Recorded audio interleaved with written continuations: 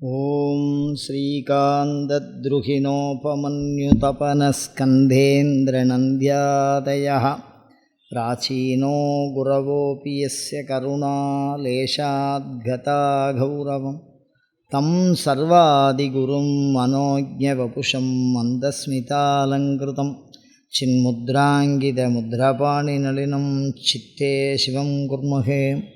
நமசரசே நமசரசஸ்பதையே நமசகீனாம் புரோகானாம் சக்ஷுஷே நமோதிவே நம பிருதிவே நம. எல்லாம் வல்ல இறைவனுடைய பெருங்கருணையினாலே வளமான வாழ்விற்கு வழிபாட்டு சிந்தனைகள் 406வது வார சிந்தனை சிவாலய பரிவார திருமேனிகள் பாகசாலன். யாகசாலை பார்த்தோம், யாகம் நடக்குதுன்னு. இந்த பாகசாலா, பாகம்னா மடப்பள்ளி அப்படிங்கிற தமிழ் சொல்லால் இதை குறிப்பிடுறாங்க.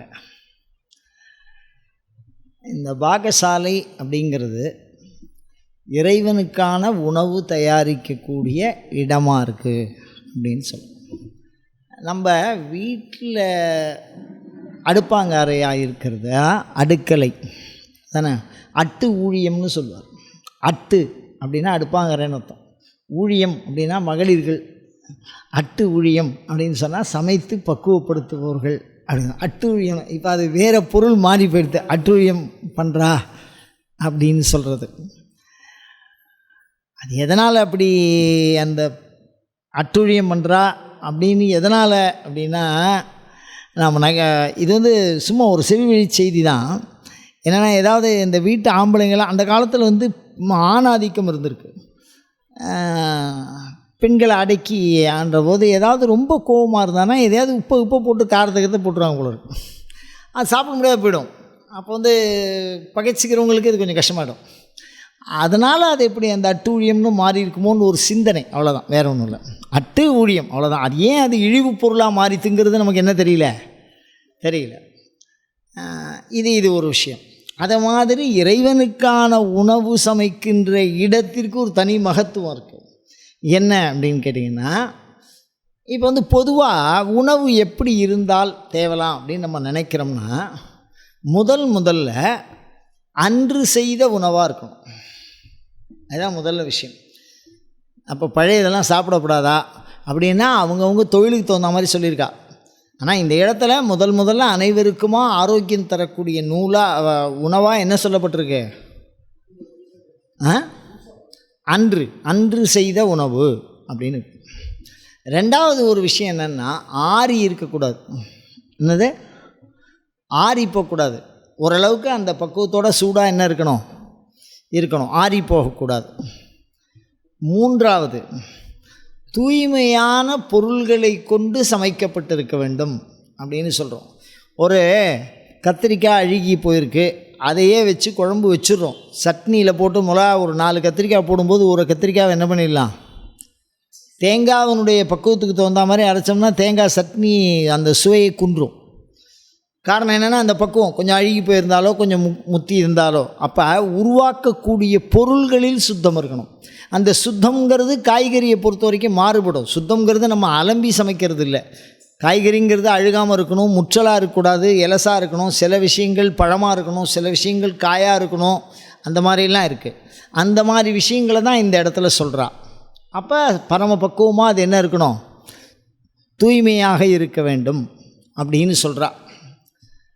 அதுக்கப்புறம் பார்த்திங்கன்னா, தூய்மையோடு மாத்திரம் இருந்தால் போருமா அப்படின்னு சொன்னால், அது சுவையாக இருக்க வேண்டும் அப்படின்னு சொல்கிறோம். இதில் எனக்கு ஒரு சந்தேகம் இருக்குது. சுவாமிக்கு போட்டதை சாப்பிட்டு பார்க்கக்கூடாது. அந்த சுவை இயல்பாக வரணும். வீட்டில் இருக்கிறவங்க சாப்பிட்டு பார்க்கலாம், தோஷம் இல்லை. என்ன தோஷம் இல்லை? நம்ம வீட்டில் சுவாமிக்கு நைவேத்தியம் பண்ணுறதுக்கு முன்னாடி, அதனால தான் சுவாமிக்கு நைவேத்தியம் பண்ணுறத என்ன பண்ணிவிடுவான்னு கேட்டீங்கன்னா, வீடுகளில் இப்போ தீட்சையெல்லாம் எடுத்துகிட்டு இருக்கா, சுவாமிக்கு நைவேத்தியம் பண்ணுறா அப்படின்னா, முதல்ல சாத்தை வடித்து அதில் பருப்பு உண்டையும் ரவை போட்டு, உப்பு கூட போனாலும் குறைச்சி போனாலும் தெரியாது, அதோட ரவை பருப்பை போட்டு அதில் நெய்யை ஊற்றி நைவேத்தியம் பண்ணிவிடுவாள். சுத்த சாத்தை நைவேத்தியம் பண்ணக்கூடாது, வெறும் சாதம் நைவேத்தியம் பண்ணக்கூடாது. வெறும் சாதம் ஆன்மா உண்ணும். குறிப்பு, வெறும் சாதம் என்னது? ஆன்மாவை வெறும் சாத்தை வந்து இறந்து போன 10 கொண்டாடுறாங்களா, அப்போ வந்து வெறும் சாதத்தை அப்படியே கொட்டுவாங்க, பிடிச்சி வைப்பாங்க, வெறும் சாதமாக வைப்பாங்க. அதனால் வெறும் சாதம் வைக்கக்கூடாது. அதனால் பருப்பு நெய் வைக்கணும். அதனால் வச்சு நைவேத்தியம் பண்ணிவிடுவாங்க. அதனால் மற்ற உணவு வந்து சார்பு கிளை ஆகாரம், அது பிரதானம், இது வியஞ்சனம்னு சொல்கிறாளோ இல்லையோ கூட இருக்கிறது. அதனால் அது மாதிரி நம்ம பண்ணும்போது அது சுத்தியாகிறது அப்படின்னு சொல்கிறா. அதனால் முதல்ல நம்ம வீடுகளில் படைக்கும்போது முதல்ல என்ன பண்ணணும், இதை ஒன்றையும் படைக்கணும். இது எல்லாத்தையும் தவிர சுத்தம் சொல்லியிருக்கா.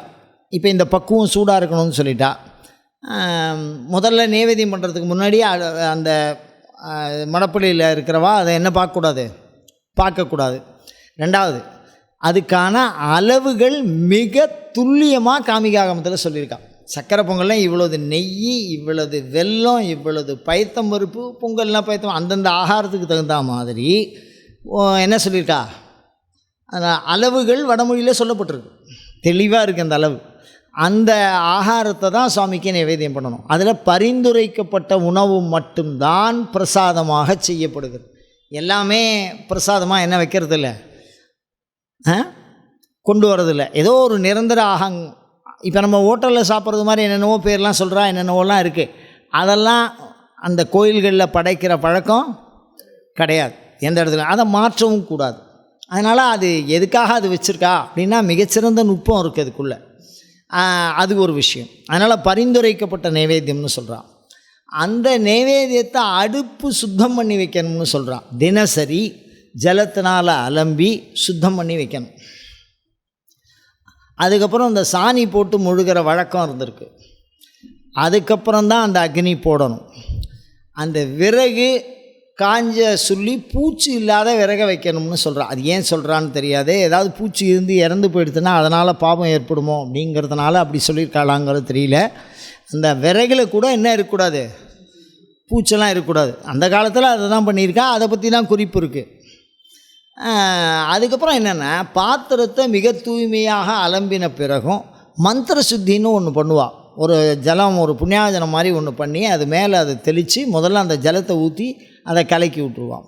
அதே மாதிரி பாத்திரம் தேய்ச்சிட்டு அக்னியில் வாட்டணும்னு சொல்லியிருக்கான். பாத்திரம்லாம் இப்போ நம்ம தேய்க்கிற மாதிரி தேய்ச்சிட்டு அப்படியே கவுத்து வச்சுருமோ இல்லையோ நம்ம, அந்த மாதிரி இல்லாமல் மடப்பள்ளியில் செய்யக்கூடிய நைவேத்தியத்துக்கான ஆகாரங்கள் அலம்பி அந்த பாத்திரத்தை பண்ணிட்டோம்னா அதை என்ன பண்ணியிருக்கோம், நெருப்பில் காமிக்கணும். இல்லைன்னா சூரிய ஒளி படும்படியாக வைக்கணும். அதனால் அந்த அடுப்பாங்கரையில் என்ன பண்ணியிருப்பாங்கன்னு கேட்டிங்கன்னா, மடப்பள்ளியில் பார்த்திங்கன்னா சுத்தமான ஒரு மித்தம் இருக்கும். அந்த மித்தத்தில் ஒரு மேடை ஒன்று வச்சுருப்பாள். அதெல்லாம் அந்த அமைப்பாகவே இருக்கும். திருவெண்காடு மாதிரி உள்ள க்ஷேத்திரங்களில் என்ன இருக்கும், அந்த அமைப்பே இருக்கும். அந்த மேடையில் தான் பாத்திரம் கவுப்பாள். அது வந்து நேரடியாக அந்த சூரிய ஒளி என்ன பண்ணோம். அதே மாதிரி மடப்பள்ளியில் காற்றோட்டம் இருக்கணும்னு சொல்லியிருப்பாள். ஜன்னல், அந்த காலத்திலே ஜன்னல் வச்சுருக்கா. அந்த புகை போகிறதுக்கு, புகை போக்கி தனியாக இருந்தாலும் காற்றோட்டத்துக்காக கொஞ்சம் ஜன்னல் வச்சுருப்பாள். இது ஒரு விஷயம். அதுக்கப்புறம் சில அன்ன வகைகளை கலக்கிறதுக்கு படக்கல் அப்படின்னு வச்சுருப்பாள். அது கருங்கல்லில் வழவழன்னு இருக்கும். அதை தனியாக அந்த காலத்திலே பண்ணி வச்சுருந்துருக்கா. சில நைவேத்தியங்களை கலக்கிறதுக்காக தனியாக அந்த அளவுக்கு பாத்திரம் இல்லை, வசதி இல்லை. அதனால் என்ன பண்ணியிருக்கா, பொன் வெள்ளிகளை பற்றி குறிப்பு இருக்குது. பொன் வெள்ளி தங்கம் பாதரசம் இந்த மாதிரி விஷயங்கள்லாம் குறிப்பு இருக்குது. இருந்தாலும் ஒரு உதாரணம் சொல்கிறேன் பாருங்கள். ஒரு செப்பு சொம்பு கொடுத்தான்னு ஒரு கல்வெட்டில் இருக்குது. செப்பு சொம்பு கொடுத்தா அதை ஒரு கல்வெட்டில் எழுதுகிற அளவுக்கு நாடு இழிவாக போச்சுன்னா, மெட்டலே பயன்படுத்தாத காலத்தில் கொடுத்துருக்காவ. பூமியிலேருந்து மெட்டலை பிரித்து தனியாக எடுக்கிற காலத்திலேயே ஒரு செப்ப சொம்பை என்ன கொடுக்குறாவ, அதை அதனால தான் கல்வெட்டில் படிக்கப்படும். மிகப்பெரிய சொத்து அது. அப்படிதான் உலோகத்தை பிரித்தெடுத்து அதை பயன்படுத்த கற்றார்கள் அப்படின்னு சொல்கிறோம். அதனால் இப்போ கூட இந்த வெங்கல பானைன்னு ஒரு பானை சொல்லுவாள். அந்த பானையில் அந்த ஹீட்டு போகவே போகாது, அந்த சூடு இருக்கும். அதில் ஈயம் பூசி பயன்படுத்தக்கூடிய ஒரு விஷயத்தை பார்க்குறோம். அந்த மாதிரி பாத்திரங்களில் வைக்கணும். ஈயப்பொருளை தானமாக கொடுக்குறதுல கூட இப்போ அந்த இதில் வந்திருக்கு. இந்த சம்ஸ்காரங்கள்லாம், பித்திரு சம்ஸ்காரம்லாம் பார்த்திங்கன்னா ஈய பாத்திரத்தில் வைப்பாள். அந்த மாதிரிலாம் அதில் கொடுத்துருக்கா. ரெண்டாவது என்னென்னா, அதில் பரிந்துரைக்கப்பட்ட அந்த உணவுகளை தான் செய்யணும்னு சொல்லியிருக்கான்னு சொல்கிறேன். அப்புறம் தேவதைக்கு தகுந்த மாதிரி உணவு இருக்குதுன்னு சொல்கிறான். தேவதைக்கு தகுந்த மாதிரி இப்போ பாருங்கள், விநாயகருக்கு கொழுக்கட்டை அப்படின்னு வச்சுங்களேன், மோதகம். முருகனுக்கு அது மாதிரி ஏதோ ஒரு நைவேத்தியம், மாவு, ஏதோ திணை மாவு, அது மாதிரிலாம் சொல்கிறாளோ இல்லையோ, அந்த மாதிரி ஒவ்வொரு தேவதைக்கும் இன்ன நைவேத்தியம்னு இருக்குது. அதில் பார்த்திங்கன்னா பைரவருக்கு பால் சார்ந்த அந்த நெல் பொரியை போட்டு நைவேத்தியம் பண்ணுவாள். கேஸ் ஸ்டபிள் காலமிலே சாயந்தரம் வரைக்கும் இருக்கிறவா அந்த நெல் பொரி வயிறு பட்னியாகவே இருப்பாராம் அவர். அதனால் அதுக்கு தகுந்த நைவேத்தியத்தை வைக்கிறான். அது என்னங்கிறது தெரியல. அப்போது இது ஒரு விஷயம். காலந்தோறும் சில நைவேத்தியத்தை வைக்கிறாங்க. இப்போ காலம் முறையில் என்ன நைவேத்தியம் பண்ணுவா அப்படின்னு நம்ம பார்த்தோம்னா, காய்ச்சின பால், அதில் ஏதோ ஒரு 2-3 திரவியமெல்லாம் போடுறோம். குங்குமப்பூ, ஏதோ மஞ்சள், ஏலக்காய், ஏதோ ஒரு சில திரவியங்கள்லாம் சேர்க்கலாம். அப்படி கிடைக்கலன்னா அந்த வெறும் பால் நைவேத்தியம் பண்ணலாம். பச்சைப்பாலை நைவேத்தியம் பண்ணுற வழக்கம் இல்லை. பச்சைப்பாலை காய்ச்சி தான் நைவேத்தியம் பண்ணியிருக்கா பள்ளியறையில் கூட. அதுக்கு அடுத்தது பார்த்திங்கன்னா, சில கோயில்களில் எக்ஸப்ஷன் ரூல் இருக்கும். அந்த ரூலில் இந்த கோயிலில் இது வழக்கம்னு சொல்லுவாள். அந்த மாதிரி வழக்கத்தை நம்ம ஒரு சிறப்பு வழி விதிமுறைகளில் கொண்டு போகணுமே தவிர பொதுவில் கொண்டு வர முடியும். ஆகமங்கள் பொதுவாக காய்ச்சின பாலை பரிந்துரை செய்கிறது காலம்புரை, விடியற் காலம்புரை நைவேத்தியம். அதுக்கப்புறம் பார்த்திங்கன்னா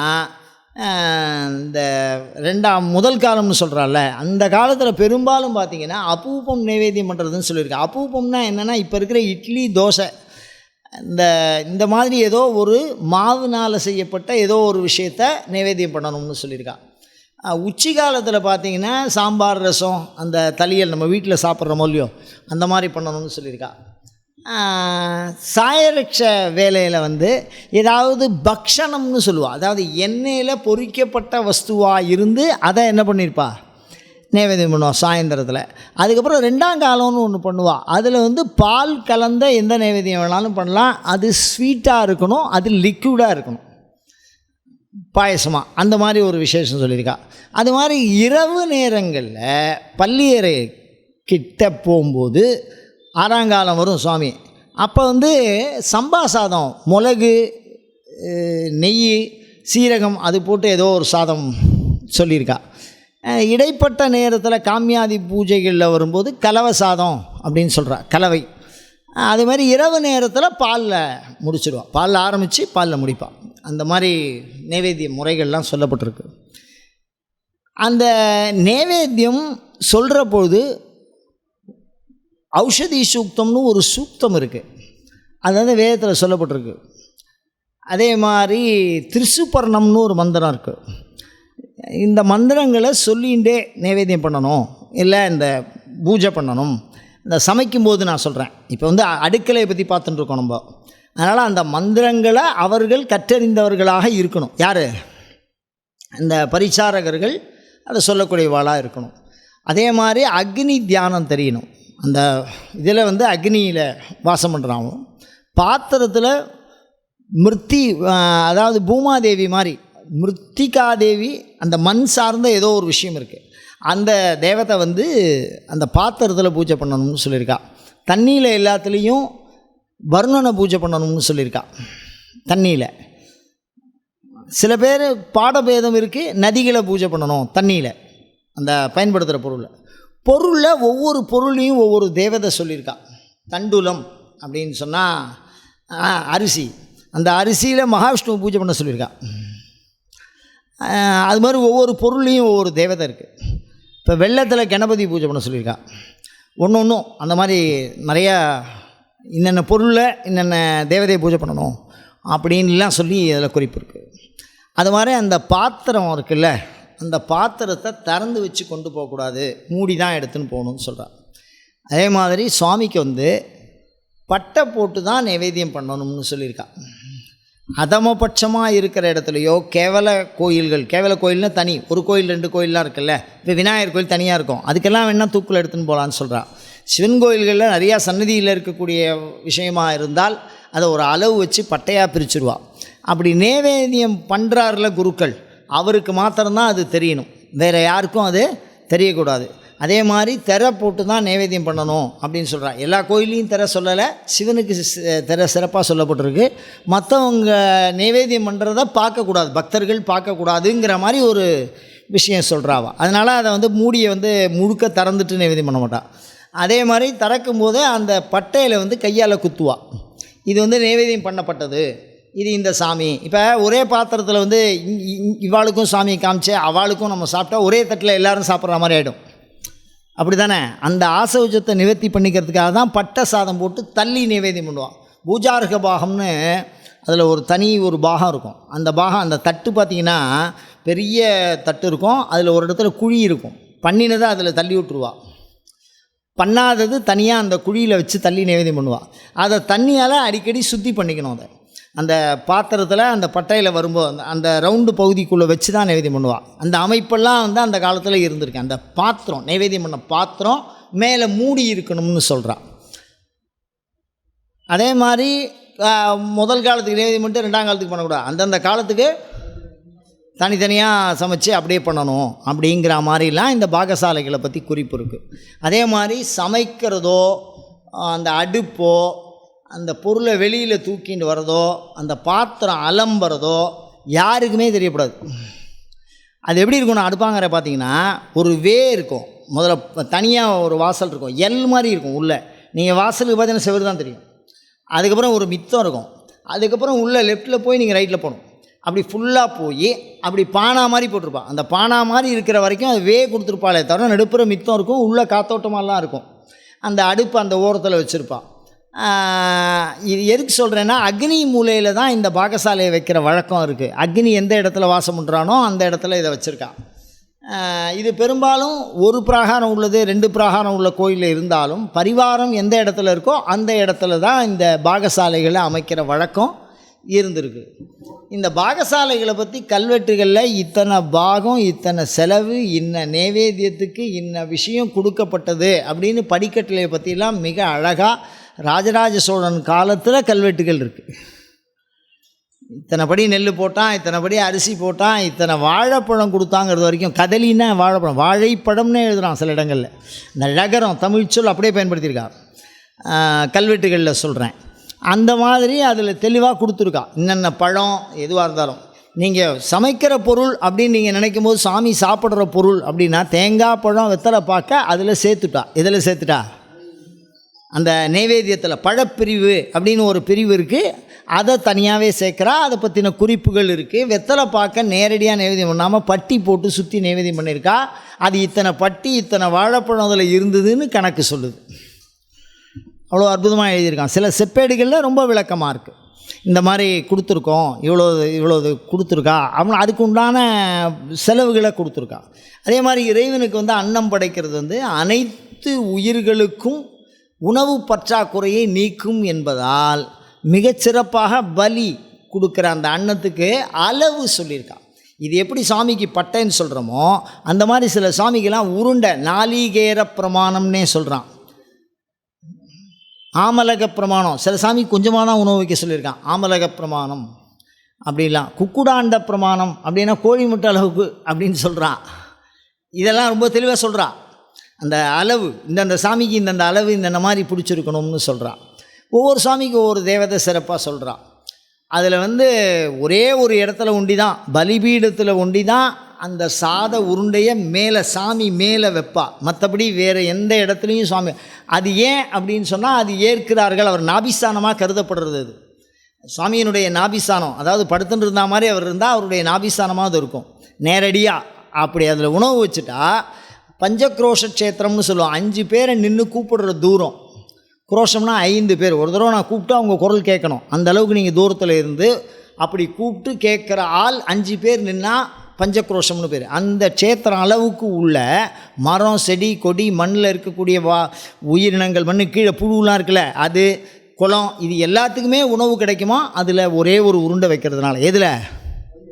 அந்த பலி. அதனால் அதை வந்து தொடர்ந்து என்ன பண்ணியிருக்காங்க, அதை சிறப்பாக செஞ்சுன்னு வந்திருக்காங்க இந்த உணவு முறையில். அதே மாதிரி இந்த சாமிக்கு காமிய பூஜை அப்படின்னு சொல்லும்போது ஜொரஹரேஸ்வரர், இந்த சில பூதம்னு சில சாமி இருக்குது, திருவங்காட்டில் இருக்குது, சங்கூதி சாமின்னு சொல்லுவாள். இப்போ வழக்கத்தில் அது நீங்கள் எப்படி சொல்கிறீங்களோ அந்த பேரில் வந்துடும். எது பிரமாணமாக இருக்கோ அந்த பேர் என்ன வராது, மக்கள் வந்து அதை சாதாரணமாக என்ன சொல்லிடுவாங்க, இப்போ பாகசாலைங்கிறது மடப்பள்ளின்னு சொல்கிறாங்கல்ல, அது மாதிரி அவங்க வார்த்தையில் சொல்லும்போது அந்த பேர் நமக்கு புரிய மாட்டேங்குது. அந்த இடத்துல பார்த்திங்கன்னா அவருக்கு நைவேத்தியம் பண்ண அந்த உணவு இருக்குது பார்த்திங்களா, அதை வேறு யாருக்கும் தரமாட்டாங்க, வியாதி உள்ளவாளுக்கு மாத்திரம்தான் கொடுப்பா. இது எப்படி இருக்குது பாருங்கள். இந்த ஜொரஹரேஸ்வரருக்கு இதுக்கெல்லாம் படையல் பண்ணினா என்ன பண்ண மாட்டா, யாருக்கும் தரமாட்டா. யாருக்கு உடம்பு சரியில்லையோ அவள் அன்றைக்கி வச்சானா அவளுக்கு மாத்திரம்தான் அந்த நைவேத்தியம். ஏன்னா திருக்கடையூரில் ஜொரஹரேஸ்வரர் இருக்குது, அதற்கான சிறப்பு பூசணை முறைகள் நடந்திருக்கு. அதனால் நான் இந்த விஷயத்தை சொல்கிறேன்.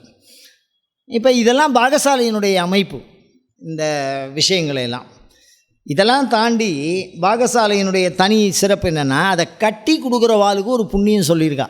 பாகசாலையை கட்டி கோயிலில் ஒரு யாகசாலை ஒருத்தர் கட்டி கொடுக்குறார், பைரவர் சன்னதி ஒருத்தர் கட்டி கொடுக்குறார் அப்படின்னா ஒவ்வொருத்தருக்கு ஒரு விளக்கம் சொல்கிறாளோ இல்லையோ, அதை மாதிரி பாகசாலையை எப்பொழுதுமே இந்த ராஜவம்சத்தை சார்ந்தவர்கள் கட்டணும்னு பரிந்துரை பண்ணுறான். ஏன் அப்படின்னா, கோயில் கோபுரம் எல்லாமே அவள் கட்டுவா, ராஜவம்சத்தார தான் பெரும்பாலும்.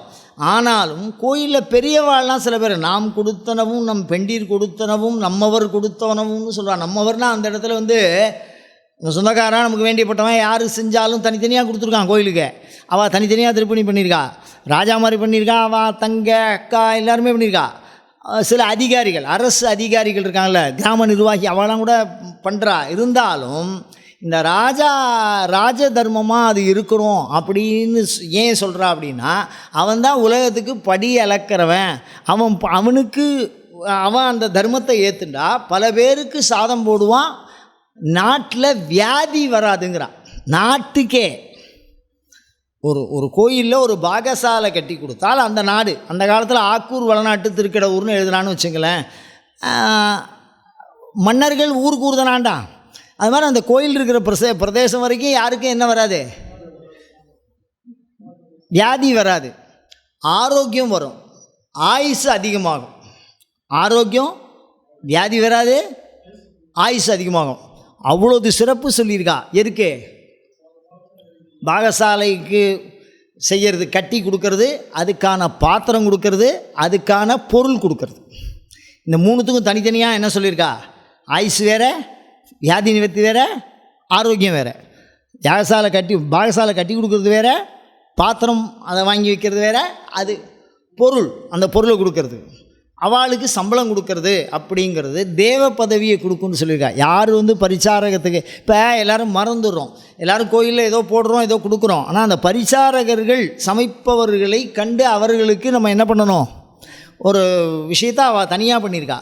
அது என்ன சிறப்பு பாருங்கள். ஆவுடையார் கோயில் மாணிக்கவாசகர் வாழ்ந்த இடம், குருவாக இருந்து சிஷ்யா, அங்கே என்ன ஒரு மரபு வச்சுருக்கான்னா, இங்கே சமைக்கிறவா தான் பூஜையே பண்ணணும். அங்கே முதல்ல அவள் சமையல் முறை கொடுத்து தான் எந்த முறை பண்ணுவா, பூஜை முறை பண்ணுவா. அதே மாதிரி அங்கே என்ன சிறப்பு இருக்குது அப்படின்னா, கர்ப்ப கிரகத்துக்கு முன்னாடி ஒரு கல் இருக்குது, அந்த கல்லில் கொட்டி நைவேத்தியம் பண்ணுறா. அப்போ இங்கே உள்ளவா தான் அங்கே போகிறா, அவள் தான் மூலஸ்தானத்தில் விளக்கேற்றுறா. அதுக்குள்ளே ஏதோ ரகசியம் இருக்குது. அந்த ஊரில் கண்ணாமண்ணா விளக்கேற்ற முடியாது, ஏன்னா வர்ண பத மந்திர புவனம் தத்துவம் கலை அப்படின்னு தனித்தனியாக இருக்கும். வாசல் தோறும் விளக்கு, அந்த விளக்கெல்லாம் எண்ணிக்கையில் இருக்கும், அந்த எண்ணிக்கைப்படி ஏற்றிருப்பாவா. ஒரு விளக்கை வந்து ஒரு வண்ண விளக்குன்னு சொல்லுவாள், மூலஸ்தானத்தில் இருக்கும், பின்னாடி பச்சை கலர் மஞ்சள் கலர் அந்த மாதிரி கலரில் இருக்கும். அந்த வண்ண விளக்கு கூட ஒரு கணக்கில் வச்சுருக்கா. அந்த விளக்கு ஏற்றுற அதிகாரம் அவருக்கு தான் இருந்திருக்கு. யாருக்கு? இந்த பாகசாலையில் யார் இருக்காளோ அவள் வந்து ஒரு குறிப்பிட்ட காலத்துக்கு மேலே போகும்போது ஆத்மனா சுவாமிக்கு பூஜை பண்ணுறவாளா அவரா, அதுக்குள்ளே யாரும் போக மாட்டேங்கிறான். அந்த அவ்வளோது சிறப்பு. அந்தணர்களாக இருந்தாலும் அவர்கள் மூலஸ்தானத்தை தொட்டு பூஜை பண்ணுறது இல்லை, அந்த பாகசாலை முறை இருந்து அவள் இங்கே இருந்து அதுக்கப்புறம் அந்த ஸ்தானத்தை பூஜை பண்ணுறான். இது வந்து ஒரு செவி வழி செய்தின்னு ஒதுக்கிட முடியாது, நம்ம உலகில் பார்த்து தெரிஞ்சுக்கிறது. அதில் ஏதோ ஒரு ரகசியம் என்ன இருக்குது, அதுக்காக சொல்கிறேன். இப்போ உணவு அதே மாதிரி அந்த படகளில் போடுறதுக்கு புளிஞ்சாதம் புளிக்காய்ச்சல் அப்படிங்கிறது கச்சி போயிடும். ஒரு பித்தளை பாத்திரத்தில் கச்சி போய்டும்னா கெட்டு போயிடும் அப்படின்னு சொல்லுவாள். ஒரு மாதிரி புளிக்கும், சாப்பிட்டவாளுக்கு வாந்தி வரும். எது? அந்த பித்தளை பாத்திரம் ஈயம் இல்லாமல் சாப்பிட்டா. ஆனால் அந்த ஊரில் மாத்திரம் அந்த பொருள் கச்சி போகாது, இப்போ வரைக்கும் அதை பயன்படுத்துகிறாவா. அந்த புளிக்காய்ச்சல் போடுறதுக்கு மாத்திரம் அந்த பாத்திரத்தை பயன்படுத்துகிறா, அது கச்சி போகாமல் இருக்குது. அதான் இறையருளினால் அது இருக்குது அப்படிங்கிறத சொல்லுவாள். அதான் சிறப்பு. அதே மாதிரி இந்த பாகசாலை சம்பந்தமாக அவள் அந்த பரிசாரகர்கள் ஒரு கோயிலில் வேலை செய்கிறவா அத்தனை பேருக்குமே சாப்பாடு இல்லை நெல் அரிசி பண்டமாற்று முறையில் தான் எல்லோரும் கொடுத்துருக்கா. அப்படியும் இல்லைன்னா நிலமாக கொடுத்துருக்கா. அப்படியும் இல்லைன்னா ஆடுகள் அந்த மாதிரி விளக்கு போடுறதுக்காக மாடு அந்த மாதிரிலாம் கொடுத்துருக்கா. இது எல்லாமே பாகசாலையோடு சம்மந்தப்பட்டது. பாகசாலையில் தான் சுவாமிக்கு அபிஷேகம் பண்ணுறது அப்படிங்கிற கட்டளை திருத்துறதெல்லாம் பார்த்திங்கன்னா பாகசாலையிலேருந்து எடுத்துன்னு இங்கே அந்த பரிசாரகர்கள் தான் அந்த கோயிலுக்கு தண்ணி கட்டி அபிஷேகம்லாம் பண்ணுவாள். பக்கத்தில் எடுத்து வச்சுருப்பா. சுற்று கோயிலுக்கெல்லாம் அவள் அபிஷேகம் பண்ணுவாள். அந்த மாதிரி அந்த பணியை செய்தவர் தான் அபிராமி பட்டர். அந்த கோயிலில் அந்த பணியை அம்பாள் நேரடியாக பேசியிருக்கா. அப்படி ஒரு தண்ணி கட்டும் போதே பேசிகிட்டே தண்ணி கட்டியிருக்கார் சாமி. அப்படி ஒரு விஷயம். அந்த பாகசாலா உயர்வு அம்பாள் அவளுக்கெல்லாம் தீட்சை இருந்திருக்கு. அவன் அந்த அப்பாயின்மெண்ட் இப்போ பரிசாரகர் எப்படி அப்பாயின்மெண்ட் பண்ணுவா அப்படின்னு சொன்னால், ராஜராஜ சோழன் காலத்தில் நிறையா பேரோட கல்வெட்டு இருக்குது. 100 சிவாச்சாரியாருக்கு மேலே கல்வெட்டு இருக்குது. அந்த கல்வெட்டுக்கு மேலே அவளுடைய தீட்சா நாமம் இருக்குது. அவள் எந்த பகுதியை சேர்ந்தவான்னு இருக்குது. அவள் அங்கேருந்து கொண்டு அவளுக்கே காசு கொடுத்து அவள் தனியாக கோயில் கட்டியிருக்கா. திருவாலங்காடு பக்கத்தில் ஒரு கோயில். இதெல்லாம் குறிப்பில் இருக்குது. ஒரு சிவாச்சாரியார் வென்றுன்னு அவருக்கு காசு கொடுத்து அவர் தனியாக கோயில் கட்டியிருக்கார். அப்படிலாம் இருக்குது. அந்த கல்வெட்டு செய்திகளை பார்க்கும்போது, வரலாற்று பதிவுகளை பார்க்கும்போது அவ்வளோது சிறப்பாக சொல்லியிருக்கான். அதில் நைவேத்தியம் பண்ணாத பகுதி குருக்களுக்கு சொந்தம். அந்த நைவேத்தியம் பட்டையில் குத்தாமல் இருக்கிறது அவா பாகம். பாக்கி எல்லாருக்கும் குத்தின பாகம். அந்த பாகம் யாராருக்கு என்னென்ன அத்தனை பேருக்கும் சாப்பாடாக தான் போட்டிருக்கா. அதில் எதுவும் பேசாத சன்னியாசிக்கு ஒரு பட்டை. என்னது?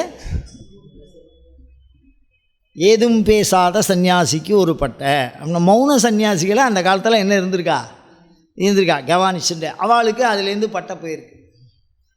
அந்த சாப்பாடு அதை உணவாக கொடுத்துருக்கா. எல்லாருக்குமே உணவு சமைத்து. அப்போ பாகசாலைனா ஒருத்தருக்கு 2 பேருக்குன்னு இல்லாமல் ஒரு பெரிய அளவில் உணவை உற்பத்தி பண்ணக்கூடிய ஒரு சாலையாக இருக்கிறதுனால அது ஒரு சிறப்பாக இருக்கும். கிராமப்புறங்களில் பார்த்திங்கன்னா இந்த பாகசாலை அப்படிங்கிறது முன்னாடியே உட்காந்து பொம்மநாட்டி தான் அந்த இடத்துல வைக்கணும்.